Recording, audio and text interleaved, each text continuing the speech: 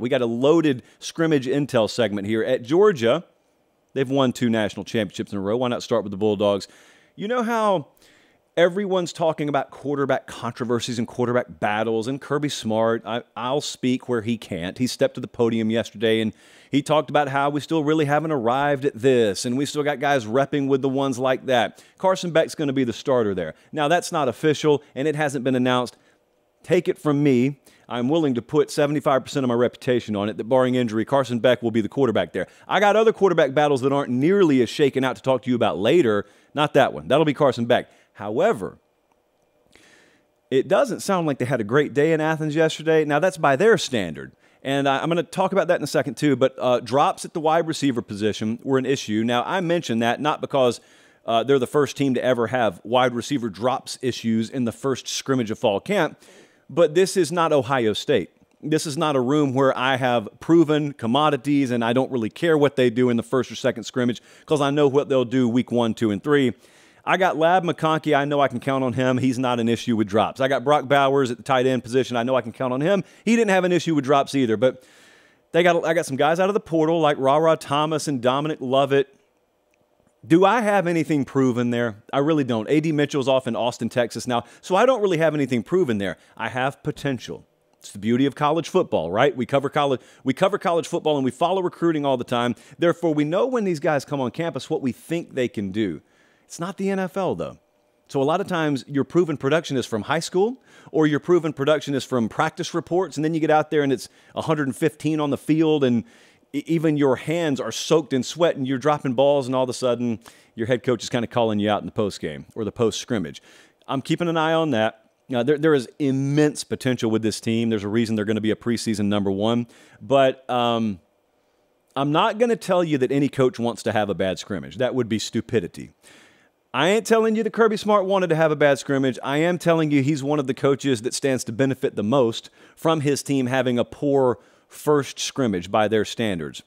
Because whether you guard against complacency and whether you guard against entitlement or not, a little bit of it is inevitable.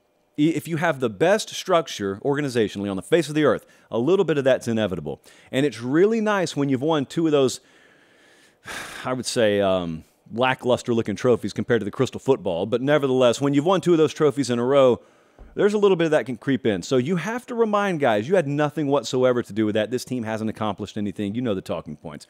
I'm really interested to see how that wide receiver position shakes out because it sounds like the running back position they hope will get healthy. I'm not sure that's going to be an elite position for them this year. It'll be plenty good enough. But the wide receiver position, I think they've got a lot of potential in that room. Like I told you in the spring, I think Georgia's wide receiver room has the raw potential to be the best they've had under Kirby Smart. Doesn't really matter what potential you have if it's not realized. All right, let's head up the road a little ways to a place where there resides a team that Georgia should probably play out of conference every year, but that's when I'm college football commissioner. In the meantime, Clemson had a scrimmage yesterday. Listen to this quote. What a paper popper here. How about this quote? From Dabo Swinney, no context Dabo. I wouldn't be surprised if we try a field goal from 70 yards this year. Really? Well, there is a kid by the name of Robert Gunn. Is this right, Jesse? Robert Gunn? Yeah, he's the kicker up there. And, apparently if Lane Kiffin had him in Oakland, a few of those actually would have been good. So I don't know if they're actually going to attempt one from 70 this year, but he looked good. Sounds like the offensive line looks really good, deep with quality options. So those are the good things. And you know when I skim over good things, it's normally so I can get to the less than good things. Wide receiver seems to still be an issue for them. And we're going on several years now. It's just, when I look at them in their vintage years, I look at that team that beat Alabama. I look at those teams that went wire to wire with Bama in 15 and 16 and then blew them out in 18. What a miserable trip that was to Santa Clara for almost all involved. I think to myself, wow, they had future Sunday guys everywhere on the perimeter. And now I look at them and I think to myself, are there any future Sunday guys on the perimeter? And by the way, that's not a this year thing. That's been a last few years thing with very limited exceptions at Clemson. So I keep hoping to myself, maybe it's foolish of me to do it, but I keep hoping to myself, either they'll just strike gold in recruiting or, I want you to close your ears up there in South Carolina, or maybe they'll go in the portal for guys. It's not illegal, but they're not doing it. So they have what they have there. Bo Collins, Antonio Williams, Adam Randall, those are probably your projected starters.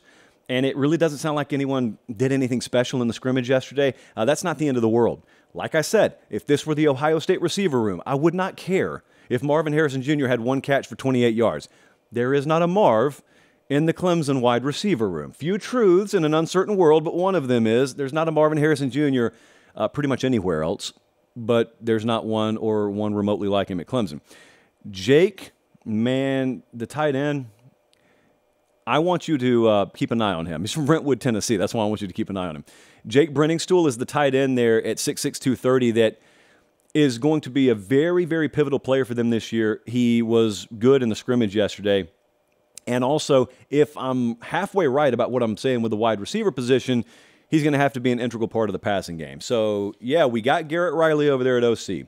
And, yeah, we hope Kay Klubnik can be the version of himself that we saw come out of high school. But you got to have guys on the other end of that transaction to catch the football.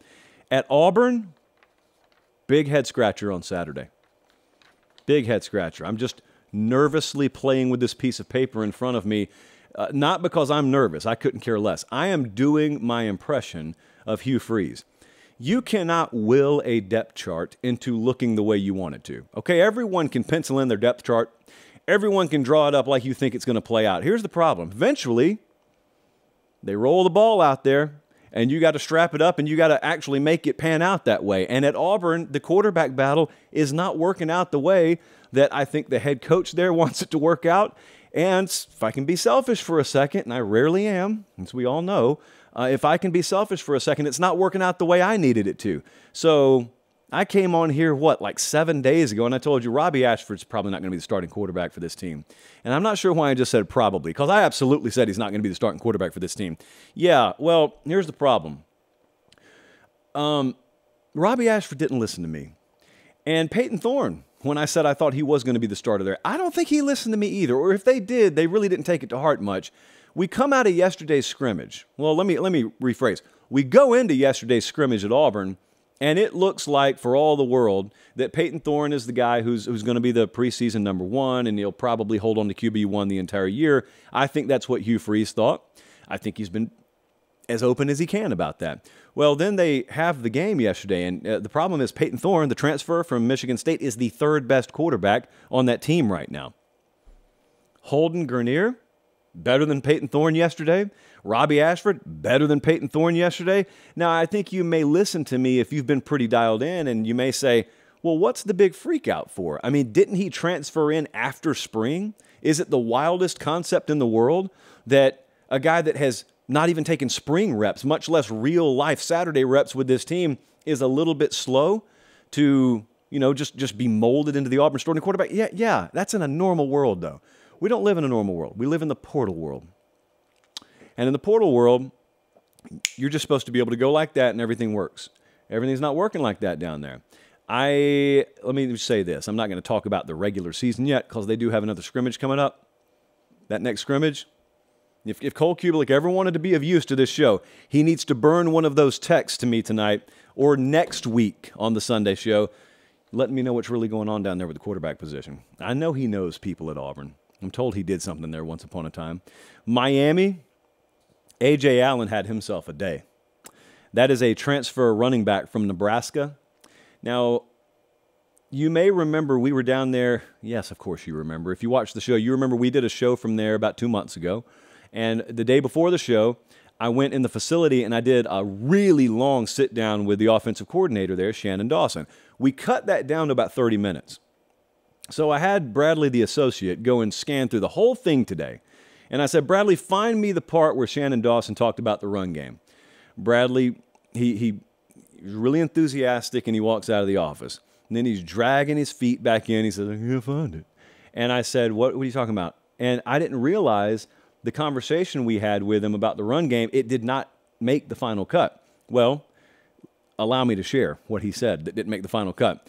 I asked him, what's the one thing that will change the most about your offense this year? He said, we'll be able to run the ball way better than we ran it last year. I think that offensive coordinator down there knew about guys like A.J. Allen. That's what I think. I think they trust their offensive line a whole heck of a lot more than they did this time last year, too. run defense is going to be the biggest potential Achilles heel for Miami this year because they got great pass rush potential.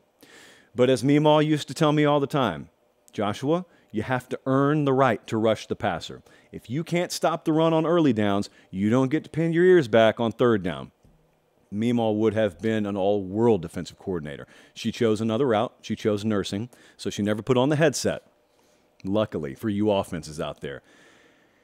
I can see a world where they're good enough in run D, and then they have havoc providers on third down. Or I can see a world where they're giving up ridiculous yards per carry numbers defensively, and you can't realize the full potential of that pass rush. But either way, it is good that we have some guys breaking out offensively. Also, they had multiple wide receivers with explosive plays in the air yesterday, so that's always good.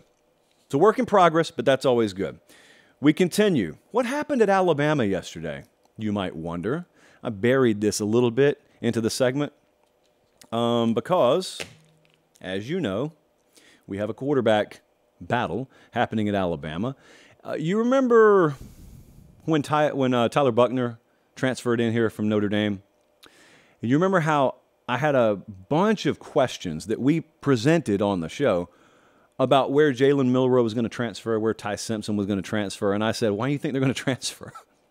I never thought Tyler Buckner was coming in to win the job. I never thought that. I don't think that now. So maybe I was in the minority. I, to this day, don't think Tyler Buckner is going to win the starting job there. I've been back and forth, pretty famously at this point, on whether I think Milroe. I got an eyelash on my nose. I've been pretty back and forth on whether I think Milroe or Ty Simpson is going to win that job, and it sounds like Jalen Milroe had himself a pretty good day yesterday. And I do think his skill set, if you think about what this offense is going to be this year, and I think Nick Saban's told you, we've told you over and over on this show, it probably fits what they're going to do this year better. But I will reiterate, as I have a million times, this will just be 1,000,001, I think they've done everything they can possibly do there not to give Ty Simpson that job. That's not the way it works at Alabama, nor does it work that way anywhere where they win a lot. But the path has been cleared. You know, the sling blades out in front, all the sagebrush is out of the way. He's been given an opportunity. He has not taken it yet. And I don't think he did anything more to take it yesterday. And so if they had to tee it up and play, I think Middle Tennessee State is their opener, probably start Jesse at quarterback and it would be okay. But I think Jalen Milroe would start for them today. Sounds like he had the best day yesterday. But here's the point. Beyond the quarterback battle, their offensive line, I have told you several times in the spring and summer, I think is going to be quantum leaps improved, at least to the naked eye, as opposed to what you've seen the last couple of years. And it's only because I think they will be dedicated to a style of play this year and dedicated conceptually to the style of play since spring this year that they haven't been, because they had a kid named Bryce Young there. So they go like 7 or 8 deep with guys they trust along that offensive line. There are a lot of battles happening, but like, you know, whether Caden Proctor can start at left tackle is the most first world problem imaginable because of who you have there if he can't start there. Whether Darian Dalcourt is going to start for them is one of the most first world problems you can have because they're starting everywhere else in the country. So I say that to say when I get feedback from Tuscaloosa and people say, hey, man, we got like 3 or 4 really high caliber SEC running backs on this team too. I say, really? Do you? And then the rest of the country will find that out. And I think it's the style of play they'll have this year. So I say all that to say, I think they can win with Ty Simpson or Jalen Milroe at quarterback, given the style of play I think they're going to incorporate. But as we know, with that style of play, there is low margin for error. If they do it right, they can do it as effectively as anyone. Low margin for error. There's not a whole lot of bail me out at the quarterback position at 3rd and 11, you know. So we've seen it before. I think they can do it again. It looks like it's starting to round into form there. What about Texas? The Texas quarterback situation, not at the front, but beneath the surface. So at the front, Quinn Ewers is going to be their starter this year, again, barring injury. But in spring, Malik Murphy showed off, big time. Meanwhile, Arch Manning sounded like he was drinking from a fire hose in the spring. Not the biggest surprise in the world. I think people had warped expectations because he's Arch Manning. So it's not spring anymore. I checked the calendar today. I had Stats and Info confirm it. We're in fall camp. And Arch Manning had a pretty good scrimmage yesterday. not battling at the moment for the starting job. But remember, Jesse, I think it was after spring, or maybe it was in spring. So Sark said that there was still a quarterback battle. There was competition at the quarterback position. And we talked about it on the show. I look in the comments, and we got like 1 million people saying, nuh-uh, how can you have a competition at quarterback? You know who's going to start. And I said, knowing who your starter is doesn't eliminate competition in the quarterback room. And I kid you not, we had a fight. Like, we had a verbal fight in the comment section from people saying, that's the dumbest thing I've ever heard. The definition of competition is to be fighting over a position. When you know who's won the job, the competition is over. Competition is not a race. Competition is a culture. And so Arch Manning knows that. Everyone at Texas knows that. So he's bought into it. And he never stopped competing. And lo and behold, looks like he may be making a move on the depth chart. I don't know this because it was one scrimmage yesterday. But he has apparently gotten leaps and bounds improved from what people saw in the spring. Again, he's a true freshman. This should not be a big a surprise to everyone. We also know the quality of competition he played in high school was very much at the forefront of the debate about whether he should or should not have been the #1 player in the country. My argument on that was always, you are who you are. Despite your competition level, you are who you are. So keep an eye on that for future reference. Keep an eye on that. They had A.D. Mitchell step out yesterday and shine. A.D. Mitchell's the transfer wide receiver from Georgia. Not a surprise. Xavier Worthy, I think was limited yesterday. My man won't be limited during the season. Okay? Take it from me. I haven't spoken to him, but just take it from me. I've taken it upon myself to speak for him. If you're my dark horse preseason Heisman candidate, hand to God, you will have a very healthy season. So I'm not worried about this. But in the meantime, it sounds like A.D. Mitchell had a really good day yesterday. They love Alfred Collins on defensive line. He's 6'5", 315. He's from the class of 2020. That's the guy, when I talk to some people around Texas, that they say, just circle Alfred Collins. They're going to be, man, I'm talking a lot about Texas here in the positive, but I think they're going to be really, really good. If they have Alfred Collins and they have those guys it looks like they have on the interior of their defensive line, I know it's been easy to run on Texas in the past. I don't think it's going to be so easy to run on them this year. And so I think about that when I listen to what I heard from the scrimmage yesterday. I think about Anthony Hill at linebacker, Jonte Cook at wide receiver, Malik Muhammad out there at corner. There are a number of true freshmen that are going to be impact players here. So we had Sark on the show last week, and you may remember he said, we've got like a perfect mix of veteran guys and then really, really a young infusion of talent that's about to happen, and that's kind of how their scrimmage played out yesterday. I wanted to hit one more. Let's go to Nebraska. Xavier Betts left the team. Xavier Betts gone. And he was a guy at wide receiver that figured to fit into their starting rotation. Now, irresponsibly, I didn't make a call on this today. I probably could have, but we were swamped. And so I just know for personal reasons he's left the team. That was confirmed by Matt Rule. And then Matt Rule went on to confirm they're probably going to need 2 true freshmen, minimum, to step up and play meaningful downs for them. Malachi Coleman, maybe one of them. So, again, we're in somewhat of a rebuild mode at Nebraska. Not quite torch the barn, kill the rats, burn it to the studs, and build from scratch. Not quite that. Maybe culturally, but not quite that in terms of talent roster. Over under is 6.5 wins, but the defense won the scrimmage. That's a headline from all over the country yesterday. The defense did win the scrimmage. Whew, scrimmage intel. It's a wonderful, wonderful thing. We finally start to learn some things. We finally start to be able to mold our predictions responsibly instead of just trusting magazines.